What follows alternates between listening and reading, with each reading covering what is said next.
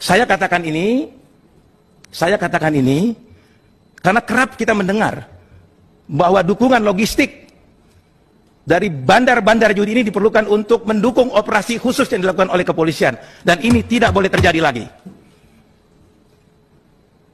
Saya kira negara punya komitmen untuk memberikan dukungan terhadap semua tupoksi polisi. Semua kegiatan yang dilakukan oleh polisi harus akuntabel. Akuntabel dari pendanaan dan akuntabel juga dari sisi pertanggungjawaban kegiatannya. Oleh sebab itu alasan seperti yang saya sampaikan tadi itu sudah tidak bisa diterima lagi. Saya yakin negara masih mampu membiayai semua kegiatan polisi sepanjang penggunaan anggaran itu bisa dilakukan secara efektif dan efisien. Jadi tidak ada operasi-operasi khusus yang perlu bantuan logistik di luar yang disiapkan oleh APBN. Itu hal yang mungkin teman-teman tahu tapi takut untuk menyampaikannya, dan saya menyampaikan karena memang lagi-lagi kecintaan saya terhadap Polri dan dukungan saya kepada Pak Sigit untuk melakukan perbaikan.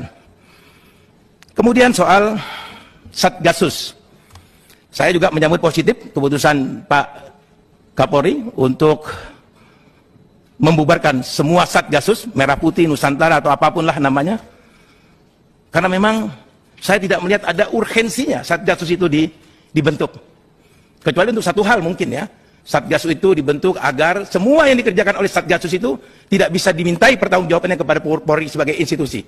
Saya tidak melihat ada hal lain kecuali itu. Kenapa? Karena semua organ dan struktur yang ada di kepolisian sudah menyerap dan membagi habis semua tupoksi yang ada di kepolisian.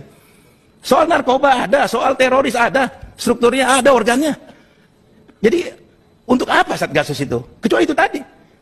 Kecuali Satgasus itu didirikan untuk operasi-operasi yang tidak bisa dimintai pertanggungjawabannya kepada Polri sebagai sebuah institusi. Ini organisasi gelap.